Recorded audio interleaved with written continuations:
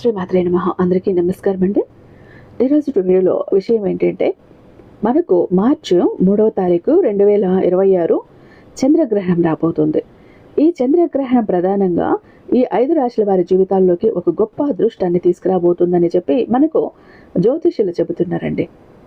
ఈ 5 రాశుల వారు ఎవరైతే ఉన్నారో వాళ్ళు ఇన్నాళ్ళ నుంచి పడ్డ కష్టాలు, బాధలు, ఆర్థిక సమస్యలు, అప్పుల బాధలు, అనారోగ్య సమస్యల నుంచి పూర్తిగా బయటపడే ఐశ్వర్యం అనేది వెల్లివిరుస్తుంది. ఈ రాశుల వారికి ఈ గ్రహణము తమ అభివృద్ధికి దొరికినటువంటి ఒక అవకాశంగా చెప్పుకోవచ్చు. ఈ గ్రహణం వల్ల వీరి జాతక దోషాలన్నీ పోయి ఇక నుంచి పట్టిందల్లా బంగారంగా మారబోతోంది. ఉద్యోగంలో ప్రమోషన్స్, వ్యాపారాల్లో లాభాలు, కుటుంబాల్లో సంతోషాలు వెల్లివిరుస్తాయి. కాబట్టి ఈ గ్రహణము ఈ 5 రాశుల వారి జీవితాన్ని మలుపు తిప్పి ఏకంగా 70 సంవత్సరాల పాటు అంతులేని అదృష్టాన్ని అందిస్తుంది.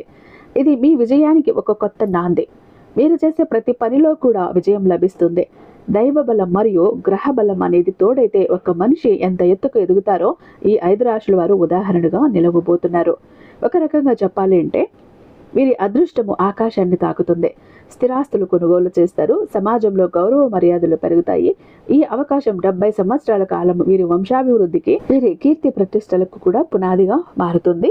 మరి ఇంతటి అదృష్టాన్ని సొంతం చేసుకుంటున్నటువంటి ఈ 5 రాశుల వారు ఎవరు ఏంటి అనేది మీరు ఈ వీడియోని ఎక్కడా స్కిప్ చేయకుండా, మిస్ చేయకుండా చివరి వరకు చూస్తేనే మీకు అంతా కూడా వివరంగా అర్థమవుతుంది.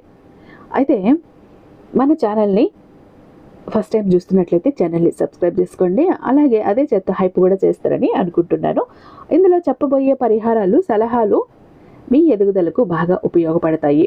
ఇక ఈ చంద్రగ్రహణం నుంచి కూడా మీ 5 రాశుల వారి జీవితాల్లో మహాద్భుతాలు జరుగుతాయి. మీరు మట్టిని ముట్టుకున్నా కూడా అది బంగారంగా మారుతుంది. తరతరాలు కూర్చుని తిన్న తరగని ఆస్తి, ఐశ్వర్యాలు మీ సొంతమవుతాయి. కాబట్టి అసలు వాళ్ళు ఎవరు, ఈ రాశులేంటి, ఇదంతా కూడా పూర్తిగా విని ఇంకొంతమంది మిత్రులకి రీచ్ అవ్వటం కోసం వీడియోని అయితే ఖచ్చితంగా ఒక లైక్ ఇచ్చి సపోర్ట్ చేయండి. లైక్ చేసినప్పుడు కామెంట్ దగ్గర హైప్ వస్తుంది కదా, అక్కడ మీకు పాయింట్స్ అనేవి కనిపిస్తే అవి యాడ్ అవుతాయి. కాబట్టి మీరు పాయింట్స్ ఇవ్వచ్చు. మరి మార్చి 3వ తారీఖు నుంచి 2026 సంభవించే ఈ చంద్రగ్రహణము ఒక విలక్షణమైన గ్రహణం. ఇది ఫాల్గుణ పూర్ణిమ అంటే హోలీ పూర్ణిమ నాడు సింహరాశి పుబ్బ నక్షత్రంలో సంభవిస్తుంది. దీని ప్రభావం ప్రపంచవ్యాప్తంగా ఉంటుంది.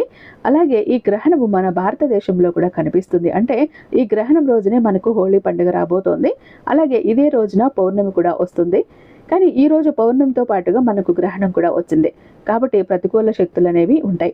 ఈ రోజున హోలీని దాదాపు జరుపుకోకపోవటమే మంచిది అంటున్నారు. కాకపోతే కొంతమంది హోలీ ఆటలు ఆడుకునే వాళ్ళు ఉంటారు. కాబట్టి అలాంటి వారు ఉదయం 11 గంటల లోపే హోలీ ఆటలు ఏదైనా ఉంటే అవి ముగించుకోండి. తర్వాత మాత్రం మీరు హోలీ పండుగను జరుపుకోకూడదని మనకు జ్యోతిష్యులు చెప్తున్నారు. ఎందుకంటే చంద్రుడు మనకు తల్లితో సమానము, సూర్యుడు తండ్రితో సమానమని శాస్త్రాలు చెప్తున్నాయి. అలాంటి చంద్రుడికి గ్రహణం పట్టింది కాబట్టి ఆ రోజున హోలీ ఆట లేదన్నా ఉంటే మీరు మధ్యాహ్నం 11-12 గంటల లోపు ముగించేసుకోండి. మనకు చంద్రుడు ఆరోగ్యాన్ని ఇస్తాడు, ఔషధాన్ని ఇస్తాడు, మనకు అనారోగ్య సమస్యలను తగ్గిస్తాడు. ఈ సమయంలో చంద్రుడు రావటంతోనే గ్రహణం కనిపిస్తాడు. కాబట్టి ఈ గ్రహణాన్ని గ్రస్తోదయ చంద్రగ్రహణం అంటారు. అలాగే కేతుగ్రస్త చంద్రగ్రహణం అని కూడా పిలుస్తారు.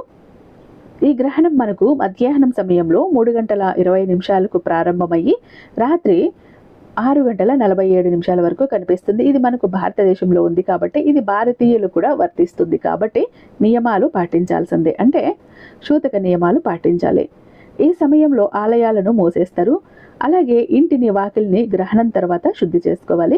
ముఖ్యంగా గర్భిణీ స్త్రీలు ఎవరైతే ఉన్నారో వాళ్ళు ఈ సమయంలో పొరపాటును కూడా బయటికి రాకూడదు. అలాగే ఇంట్లో కూడా దైవనామస్మరణ చేసుకుంటూ కూర్చోవాలి. లేకపోతే గోళ్లు కొరుకోవటమో, కూరగాయలు కట్ చేసుకోవటమో, కుట్లు వేసుకోవటమో ఇలాంటి పనులు పొరపాటున చేయకండి. ఇంటికి కిటికీలు, తలుపులు మొత్తం కూడా వేసుకోవాలి. ఈ సమయాల్లో బయటికి రాకపోవటం కానీ, హాస్పిటల్కి వెళ్దామని కానీ ఎలాంటి పొరపాటును కూడా చేయకండి.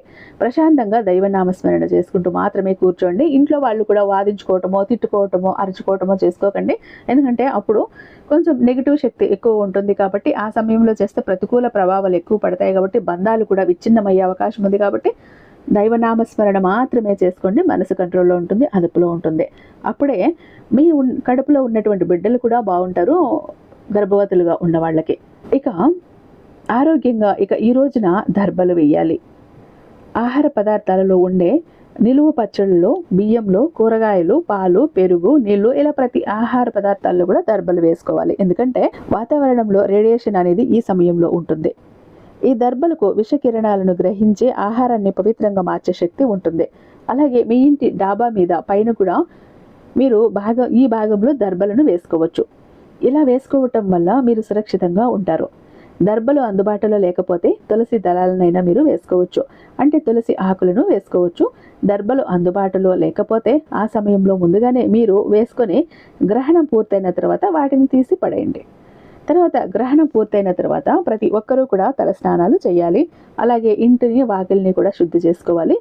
దేవుడి గుడిలో ఉన్నటువంటి చిత్రపటాలన్నీ కూడా శుభ్రంగా తుడుచుకుని తర్వాత మాత్రమే పూజ చేయాలని గుర్తుంచుకోండి. ఈ నియమాలను ఈ 5 రాశుల వారు మాత్రమే కాకుండా ప్రతి ఒక్కరూ కూడా ఈ నియమాలను తప్పనిసరిగా ఆచరించాల్సిందే. ఇక ఈ చంద్రగ్రహణం ఏ 5 రాశుల వారి జీవితాల్లో వెలుగుల్ని తీసుకువస్తుందో, వారి జీవితంలో ఉన్నటువంటి చీకట్లని తరుము కొడుతుందో, ఏకంగా 70 ఏళ్ళు తిరుగులేని అదృష్టాన్ని అందించబోతుందో, 5 రాశుల వారు ఎవరు ఏంటి అనేది ఇప్పుడు మనం వివరంగా క్లియర్గా చూసేద్దాం. అయితే మొట్టమొదటి అదృష్ట రాశి వచ్చేటప్పటికి వృశ్చిక రాశి. వృశ్చిక రాశి రాశి చక్రంలో 8వ రాశి. వీరి రాశికి అధిపతి కుజుడు. విశాఖ నక్షత్రం 4వ పాదము, అనురాధ నక్షత్రం 1, 2, 3, 4 పాదాలు, జ్యేష్ఠ నక్షత్రం 1, 2, 3, 4 పాదాల్లో జన్మించిన వారు ఈ వృశ్చిక రాశి వారి కిందికి వస్తారు. ఈ చంద్రగ్రహణము ఈ వృశ్చిక రాశి వారి జీవితాల్లోకి ఏకంగా 70 సంవత్సరాల పాటు తిరుగులేని అదృష్టాన్ని, రాజయోగాన్ని తీసుకువస్తుంది. ఎందుకంటే దశమ స్థానంలో ఉంది కాబట్టి వీళ్ళదే పై చెయ్యి అవుతుంది. ఉద్యోగ, వ్యాపార లాభాలు, అలాగే స్థాన లాభాలు, ధన లాభాలు అన్నీ కలుగుతాయి. ఈ గ్రహణము వీరి జీవితాల్లో అపారమైనటువంటి మలుపు తిప్పబోతుంది. అలాగే వీరు పట్టుదల కలిగినటువంటి వ్యక్తులు. వీరు ఏదైనా ఒక పని అనుకుంటే పని పూర్తయ్యేదాకా నిద్రపోరు, ఎంతైనా శ్రమిస్తారు. అయితే ఇన్నాళ్ళు మీరు పడ్డ కష్టాలన్నింటికి గ్రహాల వ్యతిరేకత వల్ల పనుల్లో అడ్డంకులు ఇలాంటివన్నీ కూడా ఏర్పడ్డాయి. కానీ ఈ ప్రతికూల శక్తులన్నీ పూర్తిగా తొలగిపోయి మీ మార్గం ఇప్పటి నుంచి సుగమం కాబోతుంది. ముఖ్యంగా రియల్ ఎస్టేట్ వాళ్ళు ఎవరైతే ఉన్నారో వాళ్లకు మంచిగా లాభాలు వస్తాయి. భూములకు సంబంధించినటువంటి వ్యాపారం చేసే వాళ్లకు ఇది ఒక సువర్ణ అవకాశము. ఎందుకంటే భూమి పుత్రుడైనటువంటి కుజుడు మీ రాశికి అధిపతి కావటంతో భూ సంబంధిత వ్యాపారాలలో మీకు లాభాల వర్షం కురుస్తుంది. రావాల్సిన డబ్బు చేతికి అందుతుంది. కోర్టు కేసులు మీకు అనుకూలంగా మారుతాయి. అయితే సంతాన ఎదుగుదల మీకు మంచిగా సంతోషాన్ని కలిగిస్తుంది. మీకు సమాజంలో గౌరవ మర్యాదలు, పేరు ప్రతిష్టలు కలుగుతాయి. మీ మాటకు విలువ పెరుగుతుంది. ఇలా ప్రతిదీ కూడా మీకు అంతా కూడా అనుకూలంగా ఉంటుంది. అయితే అనుకూలంగా ఉంటుంది కదా అని చెప్పి మీరు అహంకారం అనేది తెచ్చుకోవద్దు. కోపాన్ని, ఆవేశాన్ని పూర్తిగా తగ్గించుకోవాలి. అలాగే మొండితనం వద్దు. ఎవరైనా రెచ్చగొట్టినా కూడా మీరు రెచ్చిపోవద్దు. మీరు ఈ చిన్న చిన్న పరిహారాలు కూడా ఆచరించండి. ఈ పరిహారాలు మీ జాతకంలో ఉన్న కాస్త కూస్త దోషాలను కడిగేసి ఈ అదృష్టాన్ని శాశ్వతంగా 70 ఏళ్ల పాటు నిలబడేలా చేస్తుంది. మీరు ప్రతి మంగళవారం సుబ్రహ్మణ్య లేదా ఆంజనేయ స్వామిని దర్శించుకోవటం వల్ల మీ జాతకంలోని అడ్డంకులు తొలగిపోతాయి. మీ రాశికి అధిపతి కుజుడు కాబట్టి ఎర్రటి కందిపప్పును, అలాగే ఎర్రటి వస్త్రాలను పేదవాళ్లకు దానంగా ఇవ్వటం వల్ల మీ జాతకంలో ఉన్న కుజ దోషాలు తగ్గుతాయి. అలాగే మీరు హనుమాన్ చాలీసాను పఠించండి. ఆవుకు ఆహారంగా నానబెట్టినటువంటి శనగలు లేదా బియ్యము, బెల్లము తినిపిస్తే ఆర్థిక ఇబ్బందులన్నీ తొలగిపోయి మీకు బాగా కలిసి వస్తుంది. కాబట్టి మీ ఎదుగుదలకు ఈ పరిహారాలు ఎంతగానో ఉపయోగపడతాయి. కాబట్టి పరిహారాలను ఆచరించండి. ఇక రెండవ అదృష్ట రాశి తులారాశి. తులారాశి రాశి చక్రంలో 7వ రాశి. వీరి రాశికి అధిపతి శుక్రుడు. చిత్తా నక్షత్రం 3, 4 పాదాలు, స్వాతి నక్షత్రం 1, 2, 3, 4 పాదాలు, విశాఖ నక్షత్రం 1, 2, 3 పాదాల్లో జన్మించిన వారు తులారాశి కిందికి వస్తారు. తులారాశి వారికి అధిపతి శుక్రుడు. శుక్రుడు అంటేనే భోగభాగ్యాలకు, విలాసాలు మరియు సౌకర్యాలకు ఆయన అధిపతి.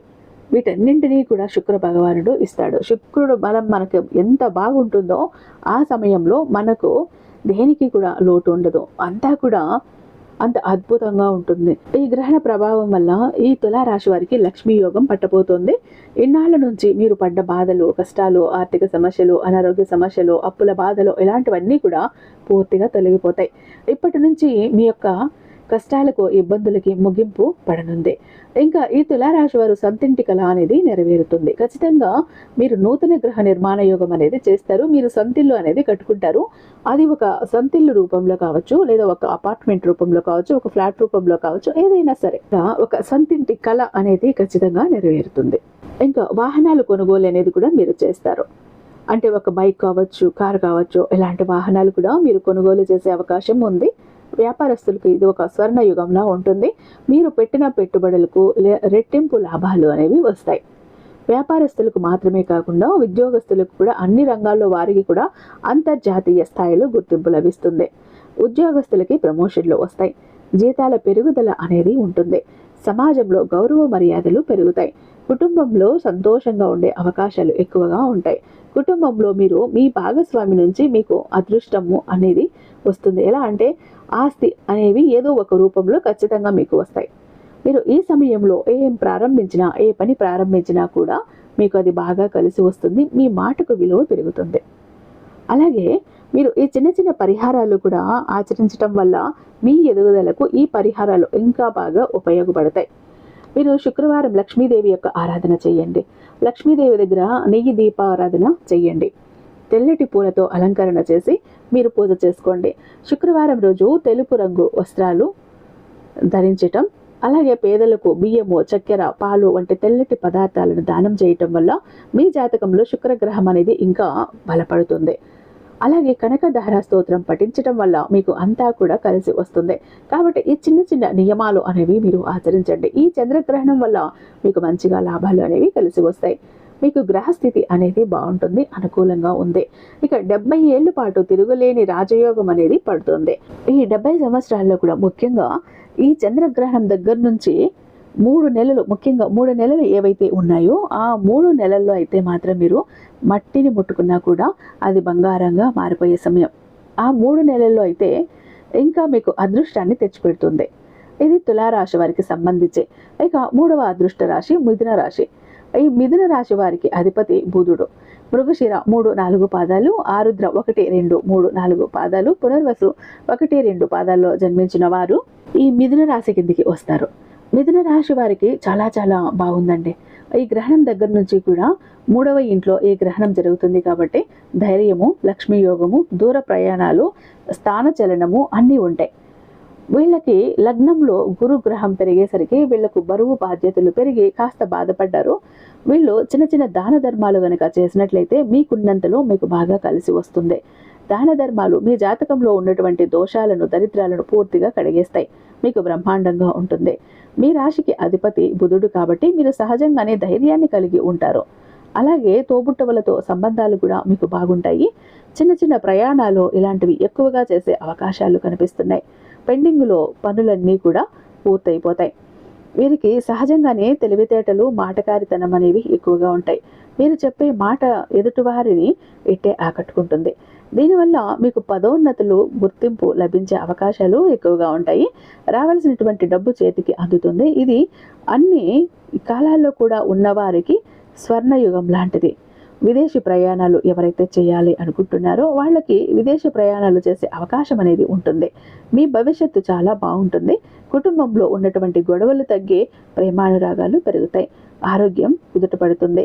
మానసిక ప్రశాంతత కలుగుతుంది. అలాగే సంపాదించుకున్నటువంటి డబ్బుని ఒక 4 రూపాయలు పొదుపు చేసుకునే మార్గాలు కూడా మీకు పుష్కలంగా ఉన్నాయి.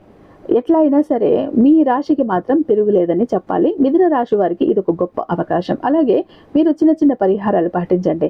మీ రాశికి అధిపతి బుధుడు కాబట్టి బుధగ్రహ అనుగ్రహం కోసం ఆవుకు పచ్చగడ్డి, తోటకూర, పెసలు ఇలాంటివి తినిపించండి. విష్ణు సహస్రనామం పారాయణం చేయండి. సోమవారాలు శివారాధన చేయండి. శివారాధన ఈ మిథున రాశి వారికి విశేషమైన ఫలితాన్ని ఇస్తుంది. శివలింగానికి అభిషేకం చేసుకోండి. ఇలాంటి పరిహారాలు మిమ్మల్ని ఇంకా గొప్ప స్థాయిలో ఉంచుతాయి. ఇక తర్వాత అదృష్ట రాశి మీనరాశి. మీనరాశి వారిది రాశి చక్రంలో 12వ రాశి. ఈ రాశికి అధిపతి గురుడు. పూర్వభాద్ర 4వ పాదము, ఉత్తరాభాద్ర 1, 2, 3, 4 పాదాలు, రేవతి 1, 2, 3, 4 పాదాల్లో జన్మించిన వారు మీనరాశి కిందికి వస్తారు. ఏలినాటి శనితో బాధపడుతున్న మీనరాశి వారికి రుణ బాధలన్నీ తీరిపోతాయి.